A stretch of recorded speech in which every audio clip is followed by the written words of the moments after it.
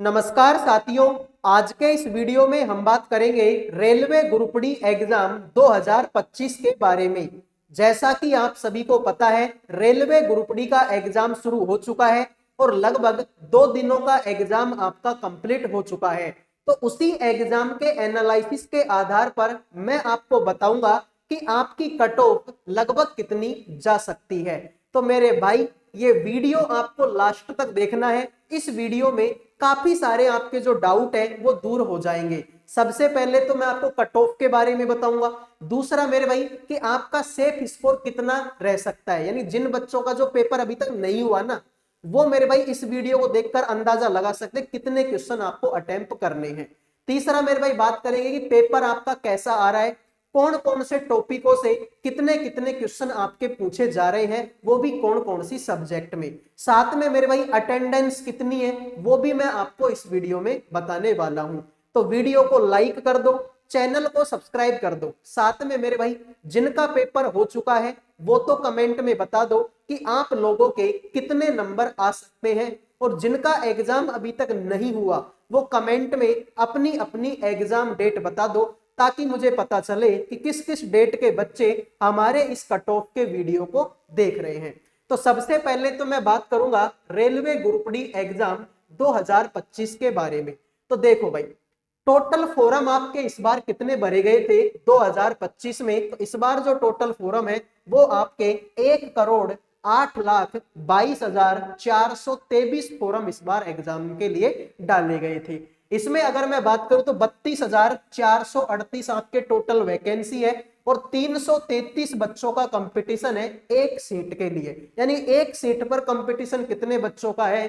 333 बच्चों का है। लेकिन मेरे भाई मैं आपको बता दूं कि यहां पर पूरे के पूरे जितने भी बच्चों ने एग्जाम फॉर्म डाला था उनमें से लगभग, न्यूज के अकॉर्डिंग मैं आपको बताऊं तो 45% बच्चे ही एग्जाम देने जा रहे हैं। कितने बच्चे? मात्र 45,000 के आसपास में, सॉरी 45% के आसपास में बच्चे एग्जाम देने जा रहे हैं। तो 1,08,00,000 का, 1,08,00,000 का अगर मैं 45% निकालता हूं तो लगभग मोटा मोटी ये मान के चल लो कि 50,000 के आसपास में बच्चे एग्जाम देने जाएंगे इस वाले पेपर का। तो इस बार मेरे भाई एक सीट पर कंपटीशन कितना होगा, तो ये मान के चल लो कि ये कंपटीशन भी मेरे भाई आपका आधा हो जाएगा। जीके में आपके 20 क्वेश्चन होंगे, 20 नंबर के हैं। और मेरे भाई इस बार अगर मैं बात करूं, 27 तारीख का पेपर हो चुका है, 28 तारीख का पेपर हो चुका है, और इसमें मेरे भाई ये मान के चल लो कि लगभग 17 से 18 क्वेश्चन सिर्फ और सिर्फ आपके करंट अफेयर के आ रहे हैं। तो मेरे भाई जीके को मत पढ़ो, बाकी जो तुम पढ़ रहे हो ना, हिस्ट्री, पॉलिटी, मतलब जो भी तुम पढ़ रहे हो ना, भूगोल वगैरह, इन सबको छोड़ दो। जीके मत पढ़ो। जीके में तुम सिर्फ और सिर्फ मेरे भाई करंट अफेयर पढ़ लो। करंट अफेयर के लगभग 17 से 18 क्वेश्चन पेपर में देखने को मिल रहे हैं। इसके अलावा रीजनिंग 30 क्वेश्चन, गणित 25 क्वेश्चन और विज्ञान के भी 25 क्वेश्चन होंगे। अब रीजनिंग, गणित और विज्ञान में क्या पूछा जा रहा है वो मैं अब आपको बताता हूं। तो जीके में तो करंट अफेयर है मेरे भाई, जीके में तो करंट अफेयर पढ़ लो। करंट अफेयर के अलावा कुछ भी मत पढ़ो। यहां पर लिखा भी है करंट अफेयर रुला रही है।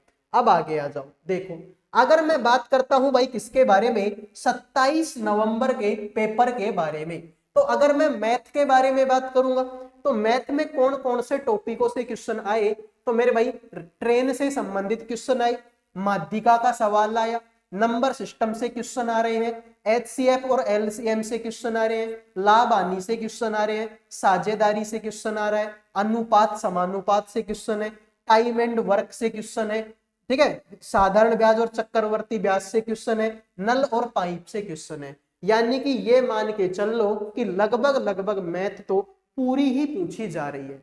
जो कसर इसमें रह गई वो अगले दिन के पेपर में पूछ ली। सारी चीजें बताऊंगा, टेंशन मत करो। तो 27 नवंबर के पेपर में इन सब टॉपिकों का ज्यादा दबदबा रहा, वो भी मैथ में।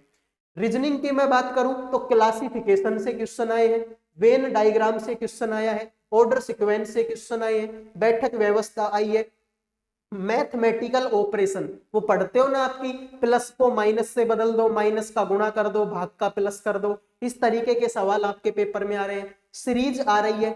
अब देखो, अल्फाबेटिक सीरीज भी आ रही है, और जो मैथ की सीरीज होती है ना, वो दोनों ही क्वेश्चन आ रहे हैं, ठीक है। तो श्रृंखला वाले सवाल आपको पढ़ने पड़ेंगे, तो श्रृंखला वाले सवाल आपको पढ़ के जाना पड़ेगा।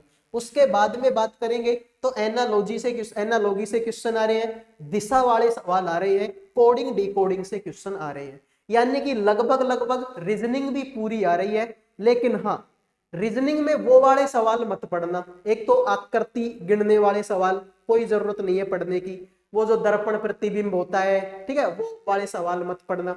आकृतियों को जो पूरा करना होता है, ठीक है भाई, कि 3 आकृति दे दी, बताओ चौथे खाने में क्या आएगा, तो वो वाले सवाल मत पढ़ना। चित्रों वाले जो सवाल है, डायग्राम वाले सवाल, वो वाले सवाल मत पढ़ना, बाकी पूरी रीजनिंग तुम पढ़ लेना। मैं बात करता हूं साइंस में, तो साइंस में मेरे भाई फिजिक्स में क्या पूछा, फिजिक्स में गुरुत्वाकर्षण बल से क्वेश्चन आया, प्रकीर्णन और ओम के नियम से क्वेश्चन आया है, परावर्तन से और विद्युत से क्वेश्चन आया है, लेंस और आवर्तकाल से भी क्वेश्चन आया है। मैं बात करूं बायोलॉजी में तो माइटोकॉन्ड्रिया से क्वेश्चन आया, डीएनए फेफड़े से क्वेश्चन आया, लैंगिक जनन और जाइलम फ्लोएम से क्वेश्चन आया है। केमिस्ट्री की बात करूंगा तो कार्बन बॉन्ड से क्वेश्चन आया, प्रतिस्थापन अभिक्रियाओं से क्वेश्चन देखने को मिल रहे हैं। तो ये 27 तारीख का था, इन सारे टॉपिकों का दबदबा रहा 27 तारीख के पेपर में। अब 28 तारीख के पेपर की बात करता हूं, तो ये 28 तारीख के, अगर देखो मैथ में बात करूं तो मैंने बोला था मैथ में कि जो टॉपिक यहां पर नहीं पूछे गए उनको अगले दिन पूछ लिया। तो मैथ तो पूरी पढ़नी है, इसमें देखो त्रिकोणमिति, अब देख लो 27 तारीख को त्रिकोणमिति का सवाल नहीं आया, तो ये त्रिकोणमिति 28 तारीख को पूछ ली। इसमें वही माध्य के 2 सवाल आए, CISI का 1 सवाल आया, जो आपका ट्रेन है, रेलगाड़ी वाले जो सवाल है उसके 2 आए, विपरीत दिशा और एक ही दिशा में जाने वाले। मिक्सर और एलिगेशन से क्वेश्चन आए हैं, एज के 2 सवाल आए हैं, क्षेत्रफल से भी क्वेश्चन देखने को मिले हैं, जो सिंप्लीफिकेशन है उसके 2-3 क्वेश्चन आए हैं, HCF LCM से क्वेश्चन आए हैं, अलजेब्रा वाले सवाल आए हैं। हाँ, ये बड़ा इंटरेस्टिंग काम हो गया कि प्रतिशत का सवाल मेरे भाई वो 28 नवंबर में नहीं पूछा। वो तो बात देखो, प्रतिशत वाला नहीं पूछा तो क्या है मेरे भाई, ये CISI तो पूछ लिया, ये इसमें भी तो प्रतिशत काम में आता है, प्रॉफिट लॉस तो पूछता है, उसमें भी प्रतिशत काम आता है। हाँ ठीक है, तो पर्सनली प्रतिशत के टॉपिक से कोई क्वेश्चन नहीं आया। तो ये तो हो गई मैथ 28 नवंबर की। मैं बात करता हूं मेरे भाई रीजनिंग की, तो रीजनिंग लगभग वही सेम है जो 27 नवंबर में रीजनिंग आई है, ठीक है। बाकी करंट अफेयर मेरे भाई, जीके में आपको करंट अफेयर जरूर पढ़नी है। तो अब अगर मैं बात करता हूं मेरे भाई कि पेपर के बारे में कि ओवरऑल आपका पेपर कैसा आया, तो ओवरऑल अगर मैं पेपर की बात करता हूं तो पेपर मेरे भाई आपका इजी टू मॉडरेट आ रहा है। एक तो भाई ये लाइट को आज पता नहीं बार बार क्या हो रहा है, ठीक है, कम ज्यादा हो जाती है तो ये कैमरे का एक्सपोजर खराब हो जाता है, ठीक है। तो अगर मैं बात करता हूं मेरे भाई कि पेपर कैसा आ रहा है, तो इजी टू मॉडरेट आपको पेपर देखने को मिल रहा है, ठीक है। मतलब ये नहीं कि पेपर बहुत ज्यादा कठिन हो गया, कठिन थोड़ा बहुत है तो वो करंट अफेयर है। बाकी रीजनिंग मैथ और साइंस तीनों सब्जेक्ट करने लायक है। रीजनिंग तो बहुत हलवा आ रही है, ठीक है भाई, रीजनिंग बहुत हलवा आ रही है। टारगेट लेके चलना कि 30 नंबर में से लगभग 27 से 28 क्वेश्चन आप करके आ जाओ, वो भी मेरे भाई रीजनिंग में।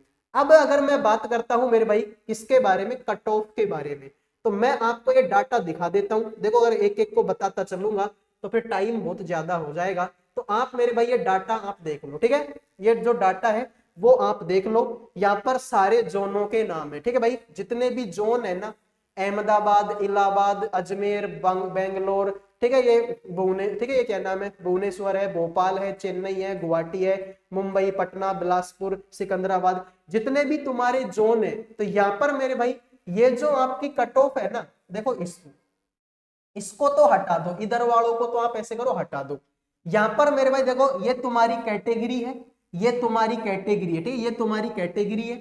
तो ये जितनी भी तुम्हारी कैटेगरी है ना, सब अपनी अपनी कैटेगरी में अपने अपने जोन के हिसाब से इसमें 10-10 नंबर और ऐड कर लेना। मान लो पिछली बार यहाँ की कट ऑफ 70 गई थी ना, तो इस बार 80-85 ये कट ऑफ टच करेगी। जैसे मान लो यहाँ की कट ऑफ पिछली बार 58 गई थी, तो इस बार मेरे भाई 70 के आसपास में कट ऑफ टच करेगी। तो 10 से 12 नंबर इस कट ऑफ में आप ऐड कर लेना अपने अपने जोन के हिसाब से और अपने अपने मेरे भाई किसके हिसाब से, कैटेगरी के हिसाब से, ठीक है भाई। तो इसका स्क्रीनशॉट ले लो अपने अपने जोन के हिसाब से और कैटेगरी के हिसाब से।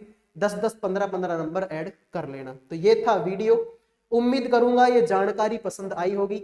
पसंद आई है तो वीडियो को लाइक करो, चैनल को सब्सक्राइब करो। अगले वीडियो में मिलेंगे।